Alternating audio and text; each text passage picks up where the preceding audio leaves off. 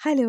വിഷുക്കാലത്ത് വിത്തിട്ട് തുടങ്ങുന്ന നെൽകൃഷി മാസങ്ങളോളം കർഷകന്റെ അധ്വാനവും കരുതലും ഏറ്റുവാങ്ങി ഒടുവിൽ ഓണക്കാലത്ത് പൊന്നണിഞ്ഞ നെൽക്കതിരുകളായി മാറുന്നു. കൊയ്തെടുത്ത നെല്ലിൽ നിന്ന് ആദ്യമായി ലഭിക്കുന്ന അരിയാണ് പുത്തരി. ആദ്യത്തെ പുത്തരി അമ്പലത്തിൽ സമർപ്പിച്ച് പൂജിച്ച് കഴിക്കുന്നതും നമ്മുടെ കാർഷിക പാരമ്പര്യത്തിന്റെ ഭാഗമാണ്. പക്ഷെ ഇതോടെ നമ്മുടെ ആചാരം അവസാനിക്കുന്നില്ലാട്ടോ. പുതിയതായി കൊയ്തെടുത്ത നെൽക്കതിരുകൾ വീട്ടിലേക്ക് കൊണ്ടുവരും.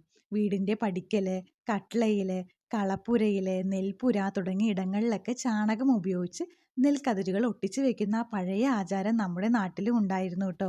ഇത് വീട്ടിലെ നന്മയും ഐശ്വര്യവും സമൃദ്ധിയും നിറയട്ടെ എന്ന വിശ്വാസത്തിന്റെ പ്രതീകമാണ്. ഇല്ലം നിറയട്ടെ, വല്ലം നിറയട്ടെ, കളപ്പുര നിറയട്ടെ, ഐശ്വര്യവും സമൃദ്ധിയും നിറയട്ടെ.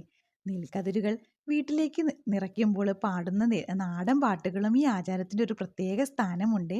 ഒരു കർഷകൻ വിത്തിട്ട നാള് തുടങ്ങി കൊയ്ത് പുത്തരിയും കഴിച്ച് ഇല്ലം നിറയ്ക്കുന്നത് വരെ ഓരോ ഘട്ടത്തിലും നിറഞ്ഞു നിൽക്കുന്നത് നമ്മുടെ മണ്ണിനോടും കൃഷിയോടുമുള്ള സ്നേഹമാണ്. ഇതാണ് നമ്മുടെ നാടിന്റെ കാർഷിക പാരമ്പര്യം, തലമുറകളോട് കൈമാറി വരുന്ന സമൃദ്ധിയുടെ ഓർമ്മ.